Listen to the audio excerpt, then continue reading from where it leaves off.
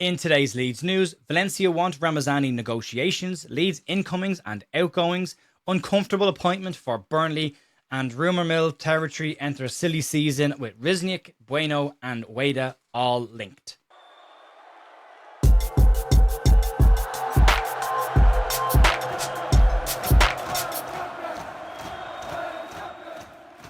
Hey folks, welcome to the Leeds View for your news on Tuesday morning, the 28th of April. It is the 28th, isn't it? No glasses on, but yeah, it is 28th of April. Hope you're all doing well, having a good week so far. Podcast is out from last night.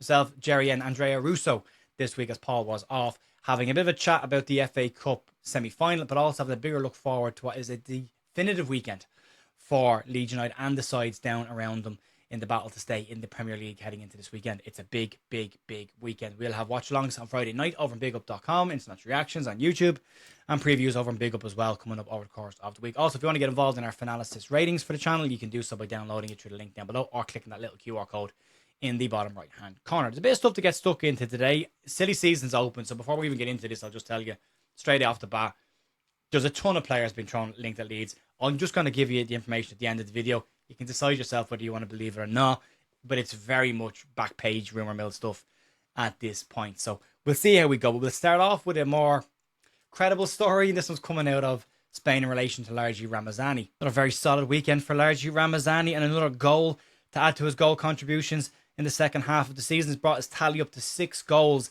in 10 starts, 22 games overall, including substitute appearances in La Liga this season. So his second half of the season has been very strong since he's come back from that injury that affected his first half of the season. The inevitable talk around what Riznyk Ramazani's future was going to look like was going to pop up and was going to speed up as the season starts to wind down, and that has started to happen. According to El Marqués in Spain, they believe that Valencia have asked about Ramazani's intent for where he sees his future right now and are keen to open talks with Leeds United around the possibility of a permanent move for Ramazani to Valencia. Now, Ramazani is said to be keen on the switch at this moment in time. The report does point out that his wages might be a slight bit of an issue given what he's on right now. However, El Marqués report that Valencia are currently paying 100% of his salary, so it might not be that big a deal if they can manage it. Now, the manager Carlos Corberán is said to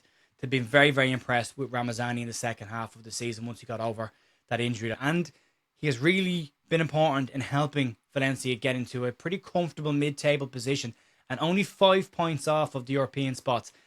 It's a big ask to try and get into those European spots at this point, but they are only 5 points off with a couple of games left, so you never know what might happen. But they're sitting 12th right now, slap bang in the middle, pretty comfortable in La Liga.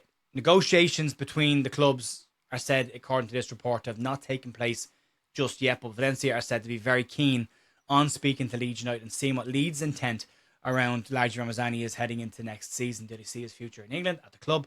We know the club did say when he went out on loan they see him having a bright future at the club and a future talent for Leeds. It'd be interesting to see whether Daniel Farke wants to bring him back into the squad, whether he'll use him in a system. Leeds aren't playing without wingers right now at this moment in time, so it's an interesting one. But Valencia are said in this piece to see Ramazani as a priority target this summer, and if they are going to invest any money, they are said to be the one. This is said to be the one that they will look to invest the money in if they can get it. Now, his value has definitely gone up.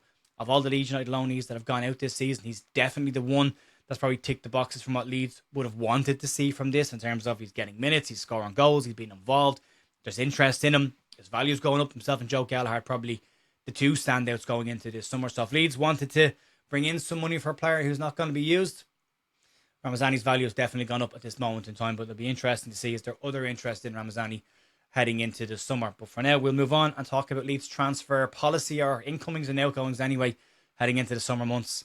A lot of this still sits on the shoulders of Pascal Struijk. There's still more rumblings and reports going on around what Pascal Struijk's future looks like. And right now, from all reports coming out of Leeds, or unnamed sources as I should put them, coming out of Leeds right now, it's very unclear what Leeds' actual plan is for Pascal Struijk coming into the summer. There are those on one side of the coin that state that Leeds are very keen to offer Struijk an additional contract. He's got 1 year left on his deal at the end of this season, so Leeds want to tie him down. Daniel Farke sees him as an important part of what he's trying to build at Leeds United. And then there are other unnamed sources from the club who expect Pascal Struijk to move on from the club this summer. And there is lots of interest in Pascal Struijk in the Premier League. We've heard of Aston Villa, Spurs, Newcastle United, all sides that are said to have varying different levels of interest in Pascal Struijk at this moment in time. But Leeds, for their part in all of this, are expecting to make some summer additions, but keep them to a minimum and go for quality over quantity. And there are exits expected from the club.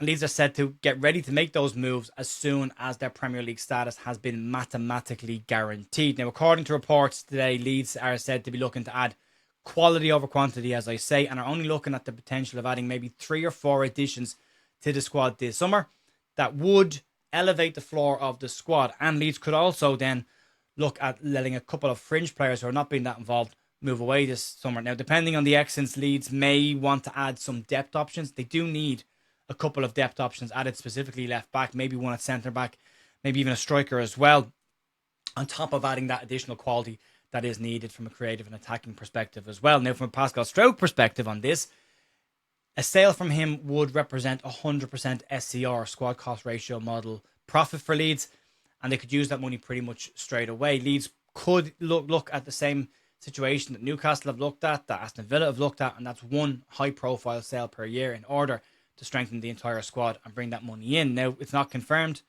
at this point whether that will happen, but Leeds, as I say, are expected to have a relatively quiet summer, but bring in quality additions to raise the floor of the overall squad. And this season's squad is pretty decent. It does need a couple of quality difference makers added to it, more creative options. And if they can get that, the overall foundation of this squad is pretty decent. We know Daniel Farke doesn't like to operate with a bloated squad. He likes it pretty slim on the ground. So if anyone does move out, these replacements are likely to come in at a higher level, and then those that they were placed in the first team will drop to the bench, and that raises the overall floor of the whole thing. But I still do think 3 or 4 is probably a bit light. I think Leeds will probably add a couple of more clever additions. Maybe it's 3 or 4 that they're going to spend money on, and then you're probably looking at a couple of smart, free or cheaper transfers to try and bulk out that squad and give the cover that's needed in certain positions. They were clever last season. James Justin being a prime example of that.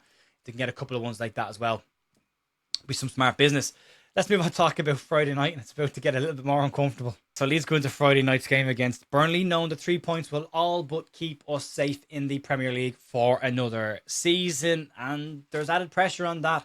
And there's also a bit of pressure from the fact that we didn't get through to the FA Cup final as well, and a bounce back needed from the squad. And all of that put together, the last thing Leeds United needed was any additional talking points or pressure from the outside. Enter the chat PGMOL. The announcements of the officials for Friday night's game have now been made public, and referee Thomas Bramall will be the man to step into the middle to take charge of the Leeds and Burnley game at Elland Road on Friday night. And his recent record with Leeds is a little bit concerning. We know Bramall sent off Gabby Goodmunson after he forgot that he had booked him earlier in the game. That decision was then said by the independent panel to be the incorrect decision. He was stood down the following week.